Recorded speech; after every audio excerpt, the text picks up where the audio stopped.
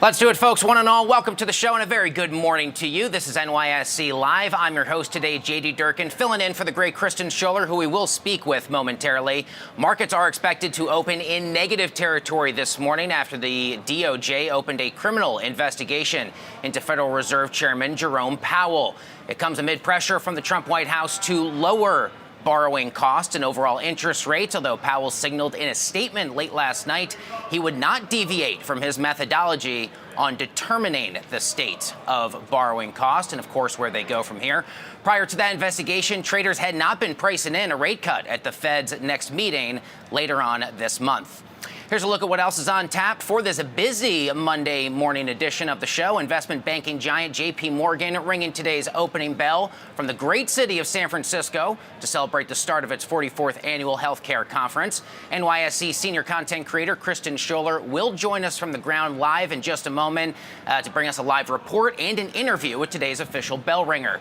Staying with the topic of healthcare, Kristen spoke with several healthcare leaders at this past fall's Health USA 2025 event in Las Vegas. The CEO of NYSE listed Hinge Health revealed what the firm has planned next. Plus, Sierra making big headlines late last week when it announced it raised $400 million in new funding, raising its valuation to $9 billion. Company CFO Joe Iantosca set to join me here live in studio in just a bit to break down how the company expects to allocate the fresh capital.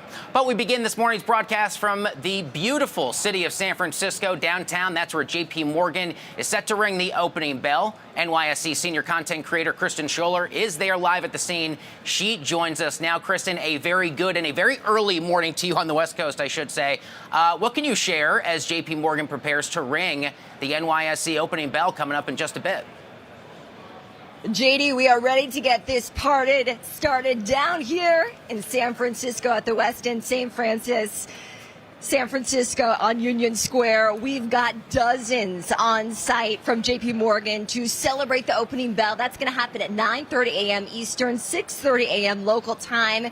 This event leads the industry. More than 500 leading companies on site over the course of the next 4 days.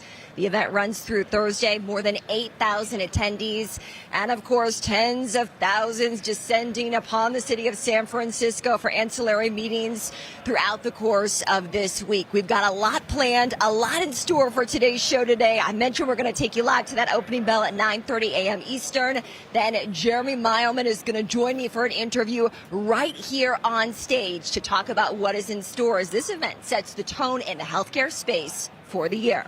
Kristen, it's an incredible event. We always hear so much about it. And admittedly, those of us not lucky enough to be there have only a little bit of FOMO for the fact that you get to be there. Talk to me a bit more about what else gets to take place throughout the week at this event.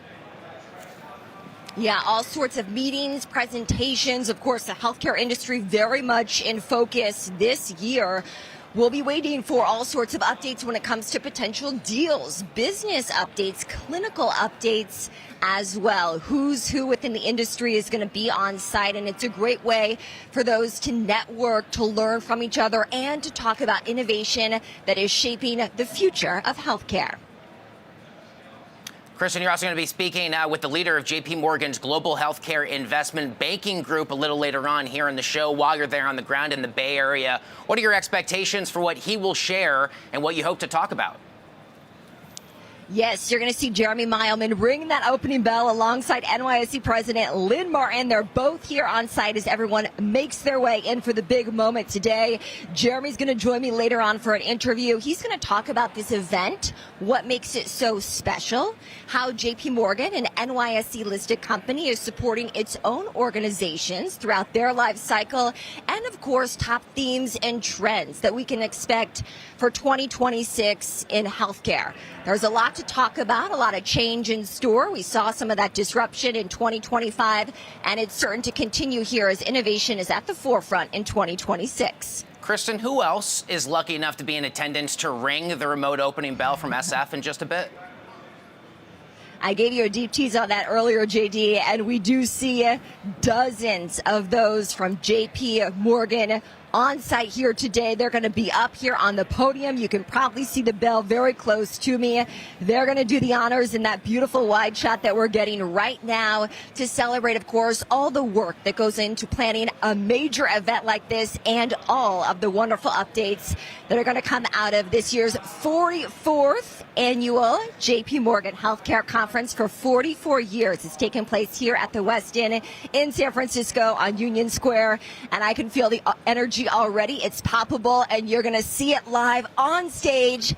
9:30 a.m. Eastern, 6:30 a.m. local time for those in San Francisco on the West Coast who got up early with us this morning. Yeah, absolutely awesome, Kristen. Every opening bell is a big deal, all the more so when we get to do it remote. I got less than a minute left with you while you're there. What more can you tell us about the conference this week and things you're looking forward to? It's a great question, JD. It's a really important time for people to come together, whether that's a public company, a private company, and talk about what they're seeing in this space. We've seen interest rates come down. Is that an environment that is more friendly to deal making? How can companies come together, work together to really forge forward when it comes to these innovations and how they're adapting to within a relatively new administration? So certainly a lot of interesting updates expected on the horizon here. We'll hear more from Jeremy in his own words shortly later on after that opening bell to find out what really is the special sauce for this year's event. It's an honor to be here with the New York Stock Exchange, and we're ready to get this party started. Yeah, no doubt. We are also ready to watch you get the party started from back here in New York. The great Kristen Scholler set to kick things off with a remote ringing of the bell there from San Francisco in just a bit. Coming up here on the broadcast, we will set the scene for another busy trading week. Will it ever be a busy week? Which includes everything from inflation data to bank earnings and much more. But first, a key driver for the market over the past year has been artificial intelligence. In December, Time named the architects of AI as its person of the year and celebrated right here at the big board. Let's now take you back to that moment. I'm just so honored and so grateful to you, Lynn, for welcoming us to announce our Time Person of the Year, the architects of AI. I want to take a moment to welcome Chris Lehane. You have been an incredible driving force, making AI accessible to everyone, and we are so glad that you are here with us today. We are focusing on the leaders and the people and the humans that are imagining and building this future that we will all be living in.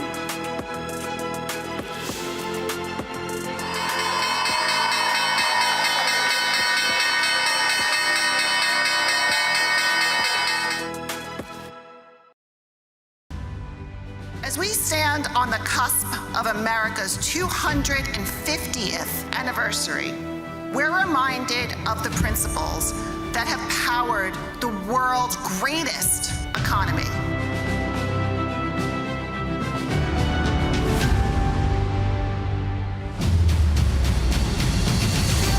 The New York Stock Exchange is a cathedral of the capital markets, replete with rhythms and rituals that allocate resources towards socially valued uses. That story will reach a rare milestone when our republic marks its 250th year. Anniversaries of this magnitude demand more than just ceremony. They ask something of us. They invite us to reflect, to ensure that the future that we shape will prove to be worthy of the legacy that we've inherited.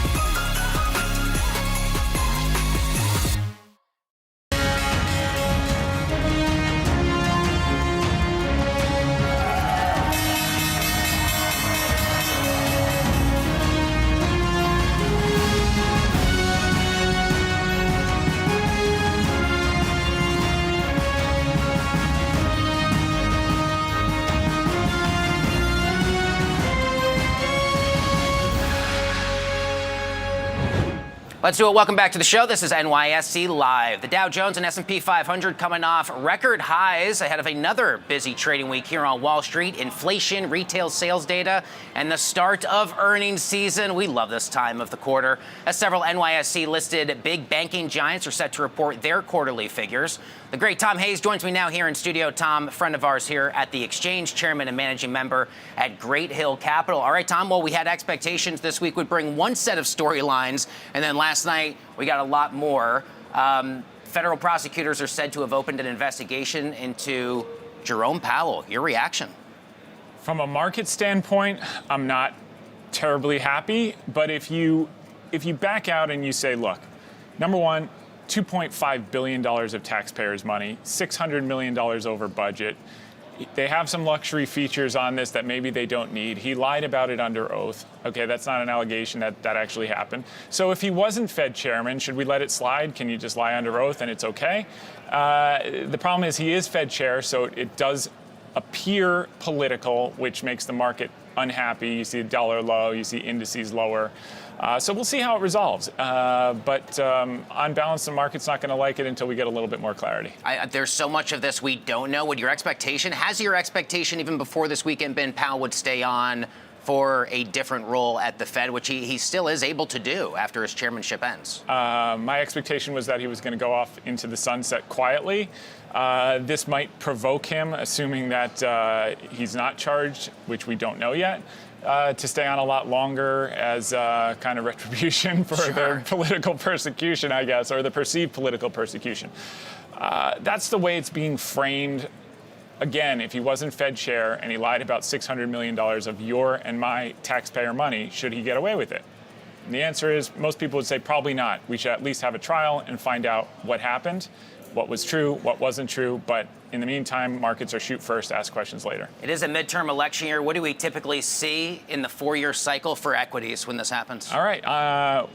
On balance, subdued returns. And you've known me for a while. I've been a raging bull for 3 years. We have more modest expectations. Since 1948, the average return for the NASDAQ in a midterm election year is negative 0.5%, S&P 4.6%, Dow 5.2%. Year tends to start off okay. The market should hold up through April. Then you get the real weakness into the election from kind of May through the election and finish out strong. But I think for many people who are overweight passive indices, which is AKA the Mag 7 and the top 10 weights, they are going to be underwhelmed with their performance and they need to buckle up buttercup. They're going to see a little volatility this year. I think for those who are a little bit more adventurous and do work on individual stocks, the remaining 493, unmagnificent 497, I think fortunes are going to be made under the surface. I think there are going to be dozens upon dozens of stocks that are up 50 and 100% this year, and they're not going to move the needle on the index because their weightings in the S&P are so small. So we do have an easing cycle. We have a weaker dollar. That's the backdrop. What are some of those sectors, those areas, those names that you do like in that environment? Yeah, in this environment, you want to be in dividend payers. These are the most out of favor in 25 years since the year 2000. You want to be in those companies that have a lot of revenues and earnings offshore, okay, that when they repatriate, you get an FX tailwind for earnings. You want to be in cyclicals, real economy type of companies. And I think that's kind of where you'd be focused. Small cap versus large cap, international versus US. That weak dollar story helps international stocks. You're seeing this morning, the China stock, U.S. stocks are down on Powell. Chinese stocks are up 5-6%. Alibaba has been a big position of ours. It's gone up a lot. It's going up more.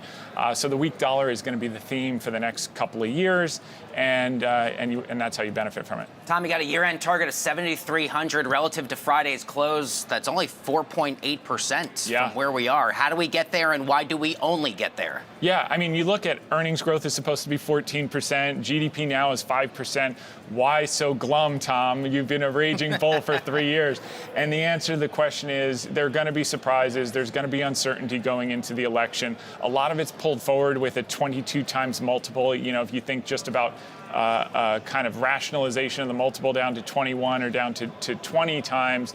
And the biggest component of those earnings, Mag 7, the earnings growth is dramatically decelerating. So from 33% a year ago down to 14%. So that's going to take some juice out of the indices, so to speak, which are overweighted in those names. The Poly Market odds-on favorite to replace Jerome Powell, former Fed Governor Kevin Warsh. Is there a bit of a mismatch between his history of commentary and maybe how dovish the perception of him is, given that the expectation is he is on the short list for the president? Look, anyone that has a memory longer than 5 minutes knows this is a hawk in dove's clothing, okay? So this could be the surprise or the black swan, so to speak, that causes some mid-year volatility if he's selected as the Fed chair. I think that the bond market might like it because of his independence.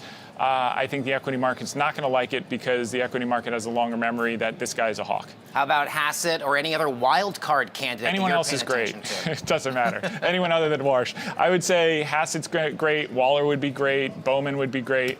They're all kind of more moderate in their thinking, and their history supports that. They're not just saying what they need to say to get the job. Why is right now a generational opportunity, as you say, to buy energy? What do you like for energy names? Look, commitments of traders, commercials right now are aggressively long WTI. They're always early and they're always right. We like the servicers, National Oil, Welvarco, NOV. They've got $1 billion of cash, $1 billion of free cash flow. They're the leader in onshore and offshore drilling rigs, sales and service. They're going to be a big Venezuela beneficiary as well. This is a name we like. Why so glum, Tom? No, I'm kidding. Not glum at all. The great Tom Hayes, chairman, managing member at Great Hill Capital. Come back anytime. Great to see you. Thanks, JD. Folks, coming up here on the show, the chief executive of NYSE-listed Hinge Health revealed what he believes the future of healthcare actually looks like. Hear what he had to say coming up next.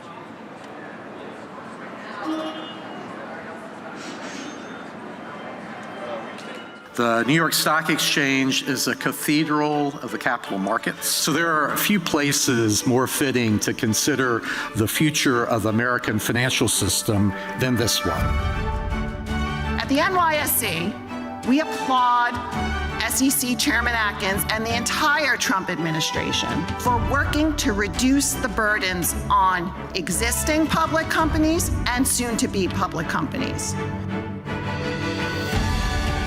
I believe that we will ensure that the American story, which began in many ways just steps outside, is preserved not by memory or speeches alone, but by the courage of those who are determined to chart its next chapter.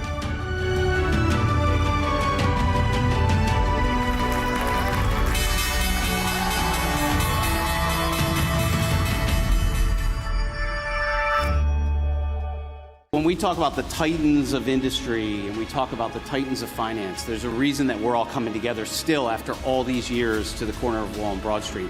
We are ringing the opening bell this morning to celebrate the launch of 6 new ETFs by direction. We look forward to many more. I mean, today's 6, we're going to do hundreds more. The New York Stock Exchange, the home of ETFs.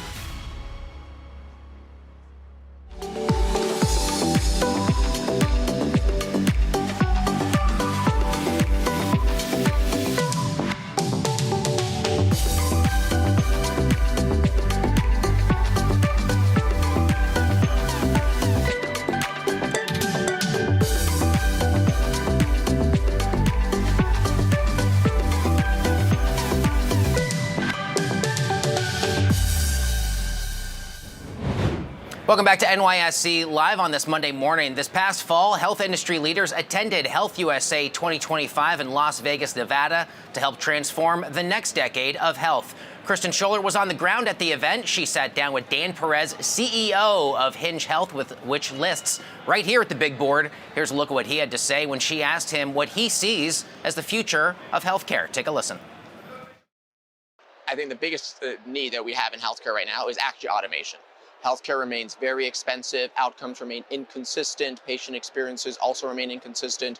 And because healthcare is such a services industry, despite all the technology we see in healthcare, I think the biggest opportunity this year and frankly the next 10 and 20 years is how do we use technology to automate more aspects of healthcare delivery so we could bring costs down and improve outcomes. Hinge Health with a major milestone this year, going public on the New York Stock Exchange. How is life treating your company as a publicly traded one?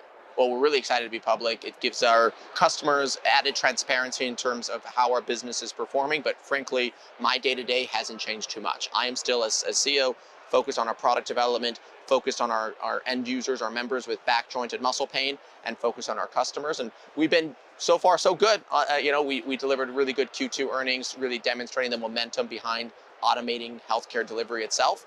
And so for Hinge, it's just business as usual. What other updates can you share over these past few months since your successful IPO at the NYSE?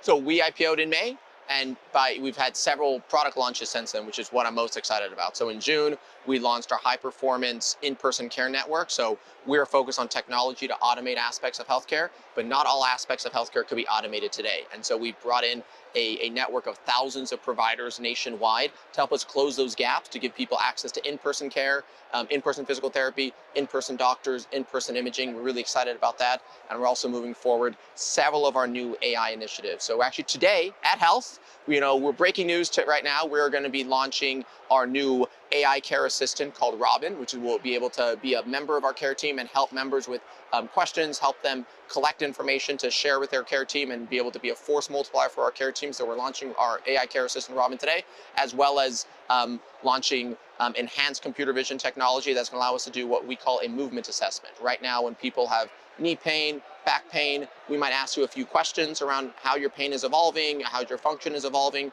With a new movement assessment, we could also take you through a battery of automated exercises. And so we could give you very objective data on your range of motion, your endurance, how well you're performing, and we could really help you track your progress over time. So really cool new AI tools we're launching. Congratulations, Dan. What impact are you anticipating this will allow? Well, for our movement assessment, it's going to allow us to give a much more comprehensive view of patients' outcomes. Right now, a lot of the outcome collection in musculoskeletal is subjective. Frankly, there's no blood test for back pain. There's no blood test for knee pain.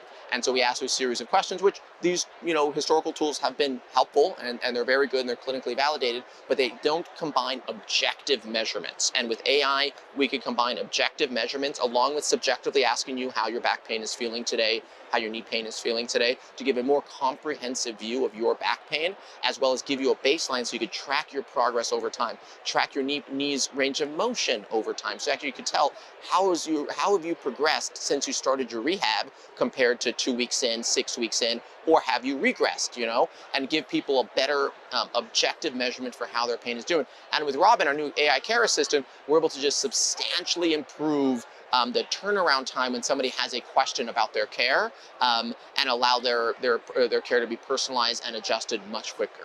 What are you hearing from employers and health plans right now? Costs are too high. Right now, healthcare in America is expecting its largest cost increase in about 15 years in 2026. Double-digit cost increases across the board, and it's just becoming, every year we say it's more unsustainable than the last, and this is going to be one of the worst years when it comes to cost increases. And so they're looking to companies like Hinge Health to give members an alternative to these high-cost procedures, and Hinge has been able to show a 2.4x ROI across our book, and so we've added hundreds of new customers this year, and we hope to continue to help our customers bend this cost curve next year. Health technology is front and center at this event, and certainly we've seen a lot of hype around AI. What is Hinge Health's approach to artificial intelligence? So I agree. I think there is a lot of hype in terms of AI. Some of it's kind of wacky. Some of it's actually, going to be really, really great. We've focused on, well, first of all, I think all non-touch aspects of healthcare will be automated and by software. That's happening today, and that will continue to happen. And for touch aspects of healthcare, we're going to need to focus on things beyond just AI. We're thinking about robotics and connected hardware, and we focus on quite a bit of hardware innovation as well, knowing that that touch aspects of healthcare won't be automated by software alone. And then we're really thinking about what are some bread and butter applications of AI for our members. So we use computer vision to guide them through their exercises at home. So you could do your PT, at 3 a.m. in the morning if you wanted to on a Tuesday. You could do it when you're traveling without a copay at any time of the day. You could do your physical therapy through our computer vision technology. Of course, we're launching a new AI care assistant to just make it more convenient for members and for people with back, joint, and muscle pain to get their care advanced and to personalize their care. And then we're really threading AI throughout our care team to help them summarize patient charts, help them realize which of the members that they need to triage the fastest. And we're threading AI throughout the other aspects of our organization, HR, finance, operations, sales, you name it, to just boost the productivity of the org. And that's had a really big impact on our cash flow. What is next for Hinge Health? Well, physical therapy is a $70 billion market in the US. We're about, we had about $568 million of last 12 months bookings in our Q2. So a lot of $568 million is a lot of money, but a small, slice of the $70 billion market in physical therapy. So we got a lot to go in physical therapy, but we're constantly looking at other areas of healthcare. We could apply technology and automate another slice of care delivery. And that's what we're also focused on in terms of our new product development. So you should hope to expect in the coming years that Hinge is going to keep chipping away at healthcare overall and automating more aspects of healthcare delivery. All right, thanks there to Kristen alongside Hinge Health CEO Dan Perez. Don't go anywhere. JP Morgan set to ring the opening bell from San Francisco. We got that for you next.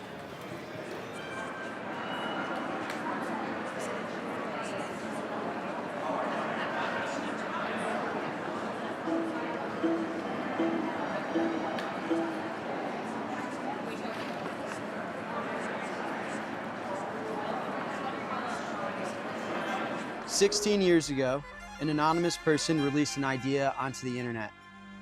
No identity, no institution behind it, no marketing strategy.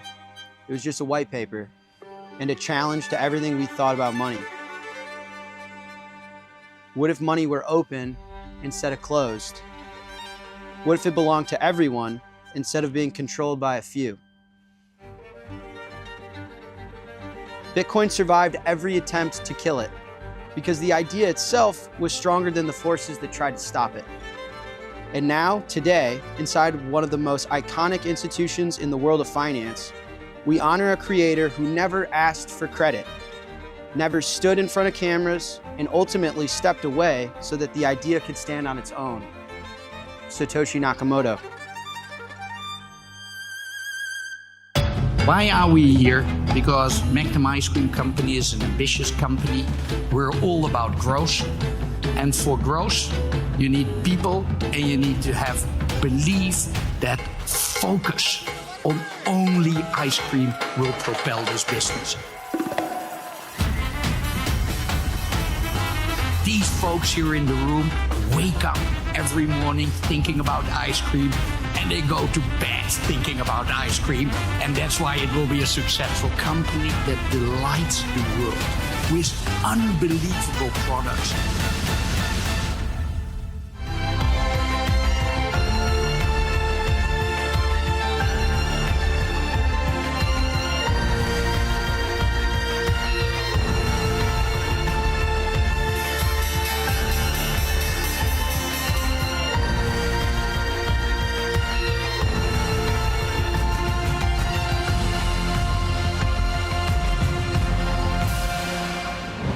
Welcome back to NYSE Live. In just a moment, NYSE listed investment banking giant JP Morgan. You've probably heard of them. They're set to ring the opening bell from the great city of San Francisco. The firm is ringing the bell from the city of SF to celebrate the start of its 44th annual healthcare conference. The event, which JP Morgan says is the largest and the most informative healthcare investment symposium in the industry, connects global leaders, emerging fast growth companies, as well as members of the overall investment community. The conference brings together more than 500 leading companies and over 8,000 attendees. My goodness, that is certainly the place to be today.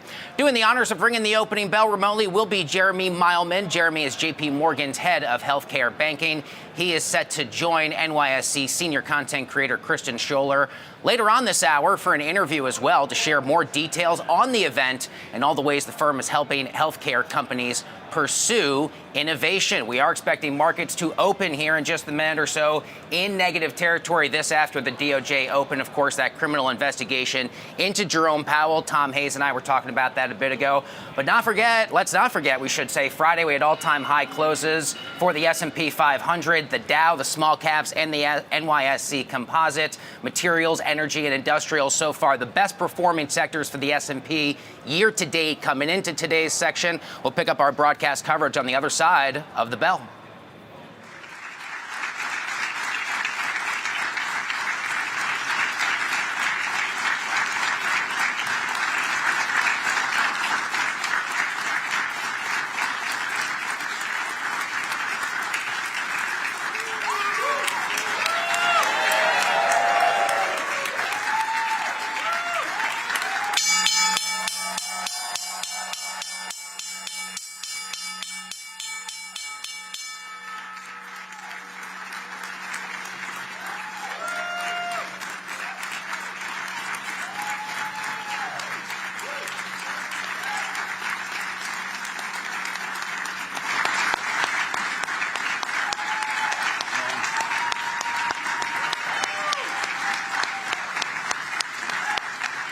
At the remote opening bell from the great city of San Francisco. And with that, my friends, the stock market is officially open for trading for this Monday.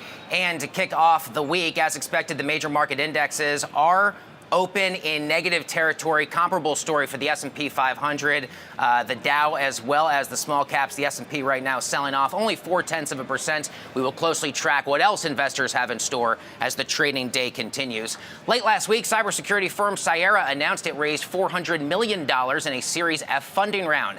The company added the new funding triples its valuation from a year ago to $9 billion. Joe Iantoska joins us now. He is Cyera's CFO. Joins me here in studio. Congratulations. Those are some amazing numbers. Way to go. Thank you, JD. Thank you for having me. $400 million in new capital. Where does it go? The threat landscape is changing every day, and we are going to invest heavily into product, and more product. We're bringing to market advanced capabilities to really enable the enterprise to help say yes to AI and stay ahead of the bad guys. You talk product. For any of our viewers a bit unfamiliar, what is that type of product, those end goals and ambitions you hope to deploy that capital to? Of course, AI runs on two things. Compute, and you guys talk a lot about the companies like NVIDIA, and data. And Cyera is really a data and AI security company that's helping the enterprise make sense of their data to help feed these AI models and do it in a way that's secure and really allows them to get the benefits of it without letting the bad guys take advantage of it in a way that really harms their stance. How is Cyera able to effectively boost its valuation so rapidly? We're really focused on the customer at the end of the day, and we let the customer be our guiding light. We're not focused on anything besides really allowing the customers to use AI for their enterprise. Biggest questions clients have regarding cybersecurity and data security. I mean, the rest of us on the outside have our questions, but the clients directly, I got to imagine there's no shortage of pain points that they come to you. They and you, I'm sure, confidently feel Cyera is uniquely positioned to address. It's a good point. There's a common theme across every boardroom in the world right now, and the question that's being asked is, how are we using AI to push our business forward? And Cyera is really building products all oriented around allowing the enterprise to say yes. The same way the enterprise is progressing itself, the bad guys also have access to these tools, and our job is really to stay one step ahead of them. How does Cyera continue to stand out from other competitors in the space? We are hiring the best people. We are focused on very, very aggressive expansion, and we're going to bring new products to market at a pace that's never been seen before. Are there new products, new services, new help with AI that you're able to embrace that maybe you did not even previously see coming? I mean, I ask that because the rules of the road for AI, they're changing seemingly by the day. I feel like it's a full-time job just to try and keep up with where the technology is one week to another. It is a very dynamic world that we live in. And our job is to keep our finger on the pulse of that. And at the end of the day, we let our customers be the guiding light. We talk to them every day. We ask them about their business problems. And our job is to make sure that we're staying many steps ahead of them from that perspective. Joe, what most excites you about not just where the underlying technology is right now, but where Cyera is meeting the challenges of the moment as we roll ahead into 2026? These are some of the hardest problems that exist in our lifetime, and we love the challenge. We love being with our customers every day, and we truly believe that we can make a big difference in this world in terms of the responsible use of AI. Biggest headwinds, biggest tailwinds, the opportunities as well as the challenges that you see for your space this year? This market is growing very quickly, and I think that creates opportunities, but it also creates challenges in terms of focus, and that's why we're, at the end of the day, focused on our customers' needs. In terms of those customers' needs, talk to me about, finally, what is next for Cyera? Exciting things down the pike. I got no doubt you're cooking on a lot of things you can't quite yet reveal, but to any degree you're comfortable lifting back that curtain and giving us some insight about what the road ahead looks like for the firm. Yeah, we've expanded internationally over the last year. We've grown into 15 markets worldwide, and we're going to continue that expansion. We've grown the employee base to 1,100 people globally, and we'll continue to grow that meaningfully over the next year. And it's all focused on market expansion and product. Joe Iantosca is the CFO of Cyera, joining us here at the big board to make the case. Congratulations. Ton of success for you, Tom, and the team. You're welcome back anytime. Great to have you here this morning. Thank you, JD. All right, all the best. Folks, still to come here on the broadcast, we will take you back to the Bay Area. That's where Kristen Scholler will speak with today's bell ringer, JP Morgan head of healthcare banking, Jeremy Mileman, about what makes its annual healthcare conference so unique. Plus, coming up shortly, I will be speaking with the founder and CEO of Foundation, which says it's not just at the intersection of robotics and artificial intelligence, but distinguishing itself across both industries as well. Stick around.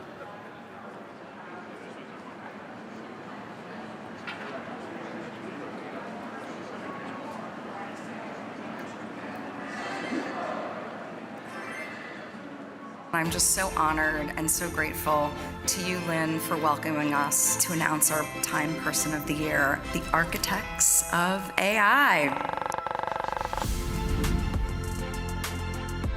I want to take a moment to welcome Chris Lehane. You have been an incredible driving force, making AI accessible to everyone, and we are so glad that you are here with us today. We are focusing on the leaders and the people and the humans that are imagining and building this future that we will all be living in.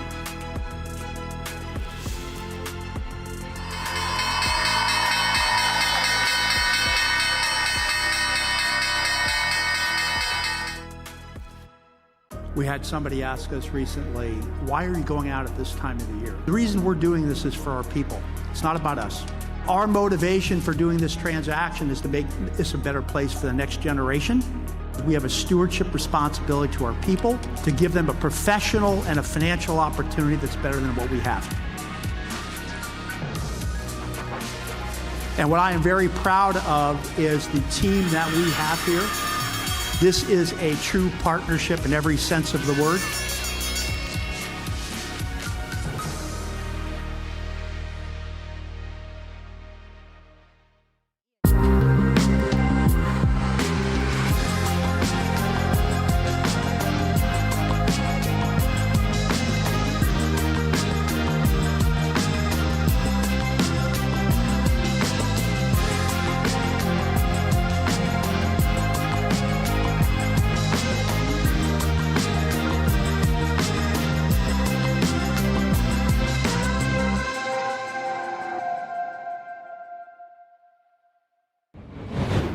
Welcome back to NYSE Live on this Monday morning. Earlier this hour, JP Morgan rang the remote opening bell to celebrate the start to the 44th Annual Healthcare Conference. I now want to send things out to my good friend, Kristen Scholler. She's on the ground with today's big guests. Hey, Kristen.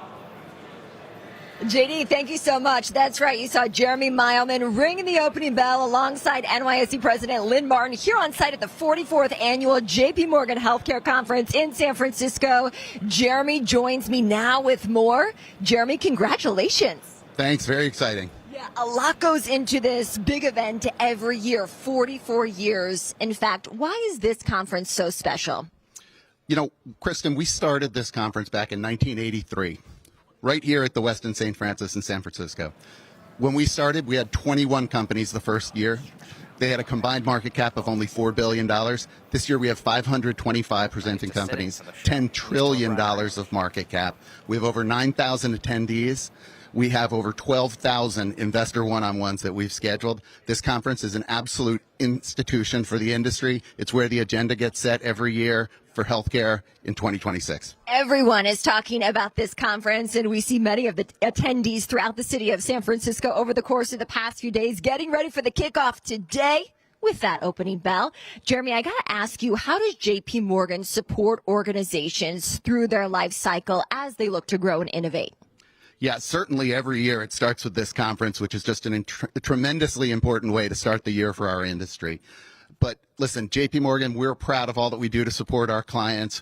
From incubation and startup through growth to maturity to exit, we're there for our clients all the way, whether that's commercial banking, corporate banking, whether that's the capital markets, equity and debt, whether that's strategic advisory, sell-side and buy-side M&A, whether that's the U.S., Europe, Asia, Latin America. We have bankers all over the world, tremendously deep talent, and they're there with their finger on the pulse in every market to give clients absolutely the best advice. Of course, investors across the country will be waiting to see what comes out of this year's 4-day event starting today, rounding out on Thursday. What are the top themes and trends that you anticipate as 2026 gets underway?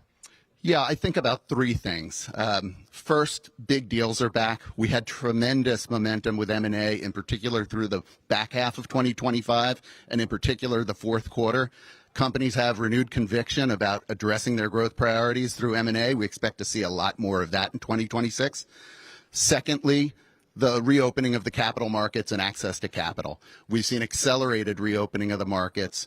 That allows companies to pursue growth initiatives, to pursue deals, to invest, whether it's inorganic or organic. Yeah, and we've welcomed some of those big IPOs at the New York Stock Exchange just in the past 12 months or so. Are you excited for this to start?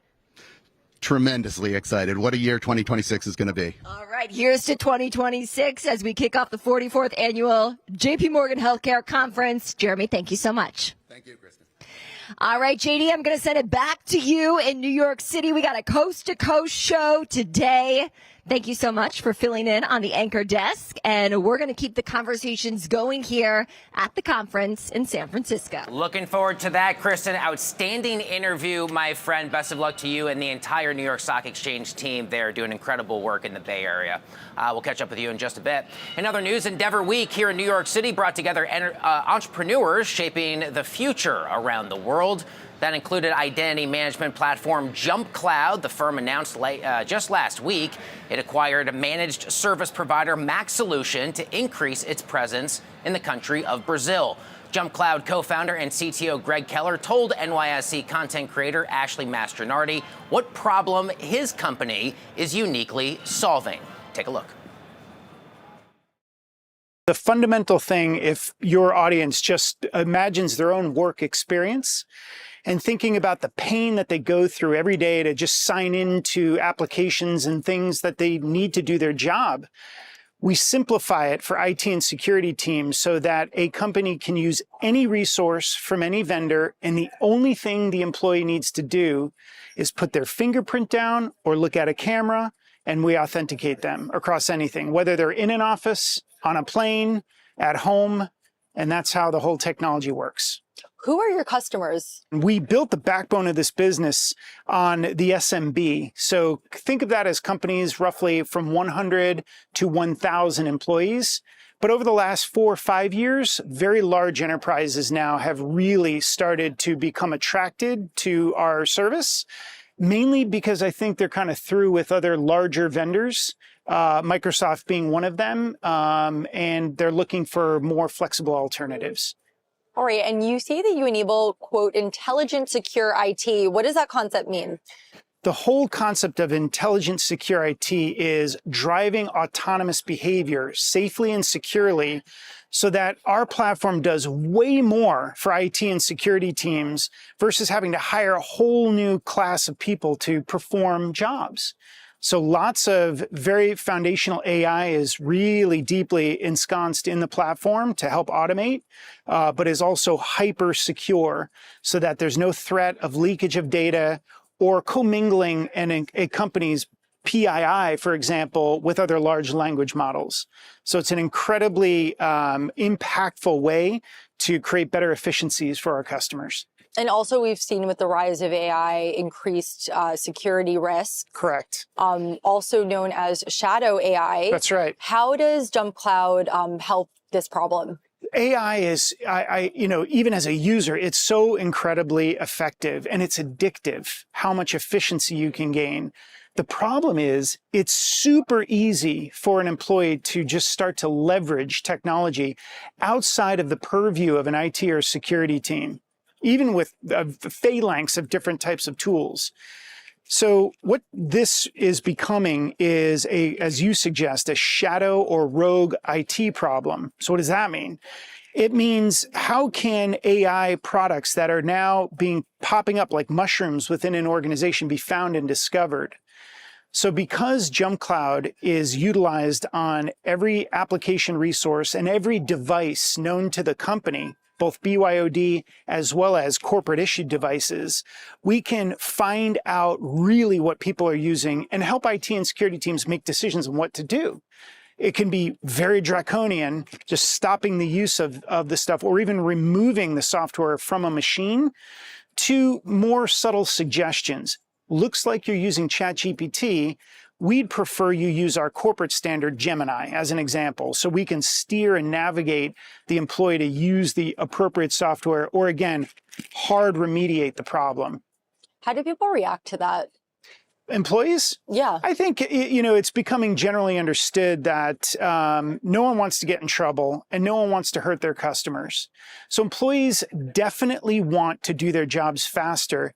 They just need to know what's right. They need to know which tools are secure.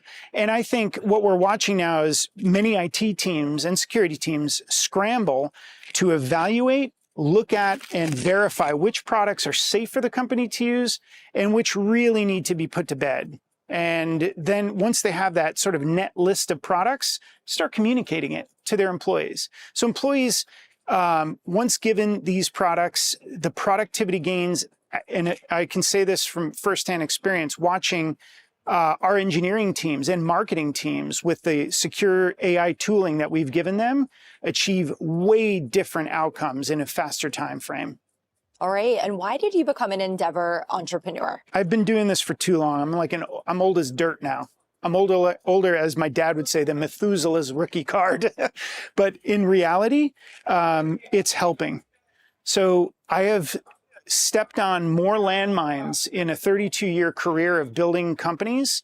And if I can channel these lessons so people don't step on the same landmines and can keep focused on the mission, that's what Endeavor is. It is mentoring and it is providing other great entrepreneurs a way to have a more effective way to build their companies. But here's the other reality. Endeavor is global, just like my company.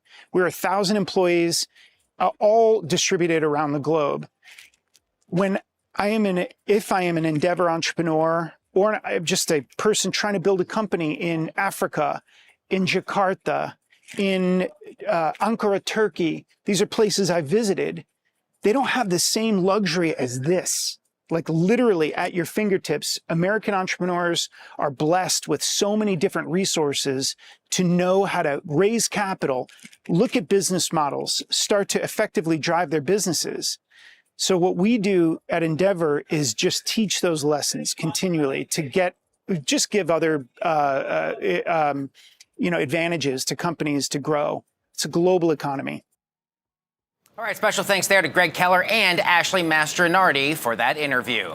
Coming up, robotics and AI were among the biggest storylines at CES 2026. One CEO who was in attendance tells us what he took away from the event. We got that for you next. Stick around.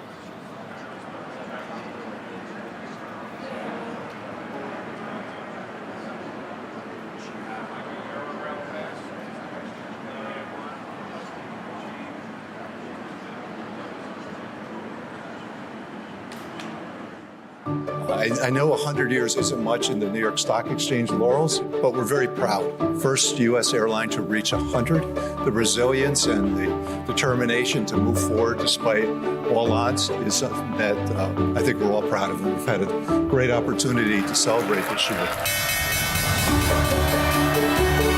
The power of obsessing on our customers is what makes Delta really great.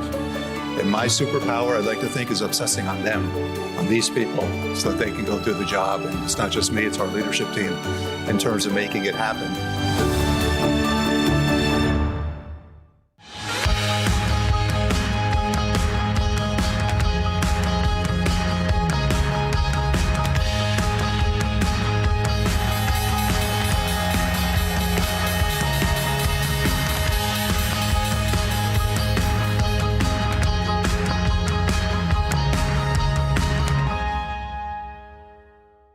It's a bit of a pinch me moment. I mean, everyone's here. Here we just rung the New York Stock Exchange bell. In a lot of ways, it's a dream come true. When you walk around the NYSE floor, it's just emblematic of the American dream. Look, if I can do it, others can do it too. So believe in yourself, work hard, be the best you can be every day, and it compounds.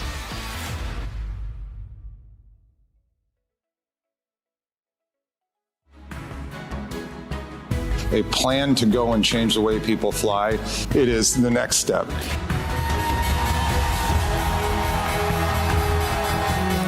When we look back at what we promised to go do and then we go do it, it'll be the foundation of our business that builds us to the next step. And it's because of the people here and what you all did, which was enabling greatness. Across global markets, data underpins every decision that is taken. For market participants, access to data and the ability to analyze it means a critical edge. At ICE, we provide quality data and analytics across multiple asset classes, from fixed income, energy, commodities, and equities, to areas like climate risk and the entire life cycle of a mortgage. To help inform trading decisions, our pricing and reference data covers millions of instruments and allows ICE to offer innovative content like our continuous evaluated pricing and trading analytics. We specialize in pricing complex asset classes. And in derivatives, our data spans OTC markets, providing tools for valuation calculations. In fixed income, our data can help reimagine your workflow from pre-trade analytics to execution and risk management. In energy, our oil and natural gas data is used by global traders, while our energy transition data helps navigate the shift to a low-carbon economy. In mortgages, our data covers the life of a loan, from origination to secondary markets, helping boost efficiencies in a sector that lacks centralized and timely data. We can meet your data needs wherever you are, with delivery via our desktops, feeds, APIs, and cloud-based solutions. Whether it's pre-trade analytics, pricing, or post-trade reporting, our data can offer a foundation for sound decision-making, helping market participants to manage risk and spot opportunity.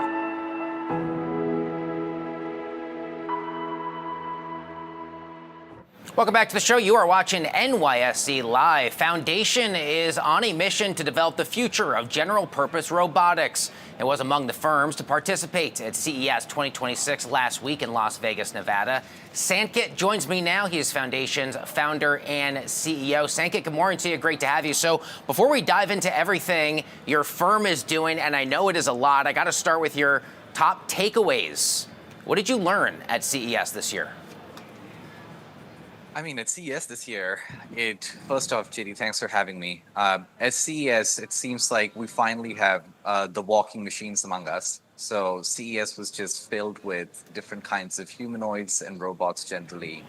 And you could feel the energy that now people are starting to believe that we're soon going to be seeing an explosion of AI and robotics around us. Robots walk among us. It sounds like a Black Mirror episode, but I know it's very real tech in the here and now. For viewers who are a bit unfamiliar to you and your work with Foundation, what are you building and what problems are you solving? Foundation is essentially building a humanoid robot. So it's supposed to be a general purpose robot that is able to do anything humans want them to do. Our primary focus today is in factories and warehouses, but then also defense tech. So be the first body into a battlefield, save lives, do logistics, other kinds of maintenance and repair. And the whole goal is turn solving labor problems from a hardware to a software problem, where if you build a generalizable form factor, which is a humanoid, it might not be the most efficient at everything, but it is the most universal. So you can, with data and software, make it more and more ubiquitous and make it do more things. I know your firm says it's currently the only humanoid robotics company operating systems on and correct me if I don't have this correct, 24/5 basis. What does that actually mean, and how does it compare with your competitors? So as far as we're aware, Foundation is the only company that is actually doing 3 production shifts every day. So pretty much full days worth of work at a production facility, actually building real things. We've helped build about over 20,000 cars last year. It essentially means now the robot's taken over an entire production cell, and it's doing the tasks that historically like some human workers were doing, and now it's fully taken over by the robot, and the robot's doing almost 24 hours a day, 5 days a week. Sankit, I was under the impression this was a one-on-one interview, but I can't help but notice there is something behind you in the shot. I can't currently see it, but I have been. What is it? It's essentially a robot, Phantom, and the team's doing some tests, so they're every now and then walking it behind me. That's one of the more inventive live shots I've had in quite some time. The team's casually doing some robotics tests while the founder and CEO is doing an interview. So Foundation operates the intersection of robotics and... Oh, yeah, go ahead. I mean, I think in the grand scheme of things, it's a more interesting background than any other background. Yes, well, I don't disagree. I'm a big fan of it. So thanks for bringing the robot along as well. I got less than a minute. You're at the intersection of robotics and AI. Talk to me about some of the ways AI changes what robots can do compared to earlier generations of automation, Sankit. I mean, historically, robots had to be hard-coded to do almost anything. So mostly they were blind. They were moving parts from one place to another. And now, finally, what's upon us is what is essentially a data problem, which is so the more high-quality data you provide to a robot, the more kinds of tasks it can do. Which, as you can imagine, instead of writing code, if you can just provide data of humans doing certain tasks and have the robot learn from it, that is substantially more scalable. So we're literally right at the intersection now where I think over the course of the next 2 to 3 years, there's going to be an explosion of the amount of things that these robots can do. And it's a very crazy and exciting future. Sankit, Foundation's founder and CEO, join us live for a one-on-one interview with some help as well. Sankit, thanks a lot. Great to have you here this morning. Thanks for having me. All right, folks, before we go, we'll take one last look here at the markets, which are in negative territory, except for the NYSE Composite Index. The VIX is up, volatility 10% on the day. The dollar down, yields are up. Gold and silver both reaching fresh record highs here on this Monday morning. The oil benchmarks in mixed territory, as are the crypto majors. 5 of the 11 sectors of the S&P 500 kicking off the morning in positive territory. Those gains led by staples, real estate, as well as industrials. That's going to do it for today's special coverage of NYSE Live. I'm JD Dirk, and have a great day. We'll see you again tomorrow.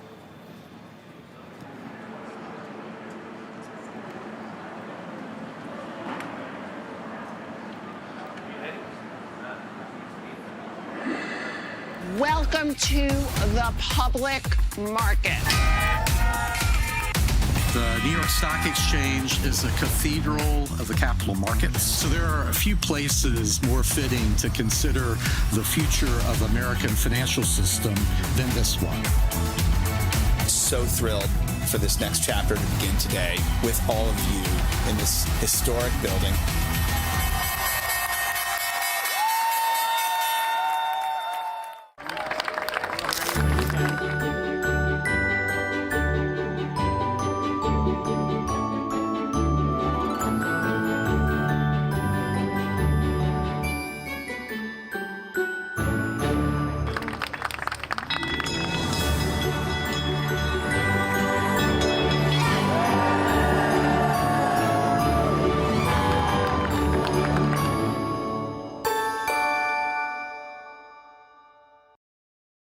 The day we went public, it was the most bizarre day of my life.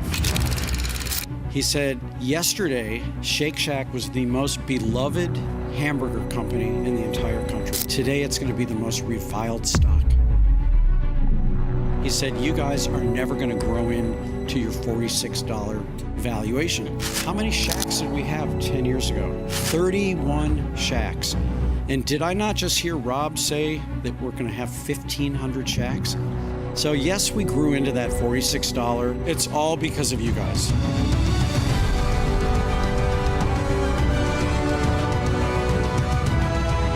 I'm so proud of you, every one of you. You work so hard to make so many people happy, and you make your communities better. What more could you ask for?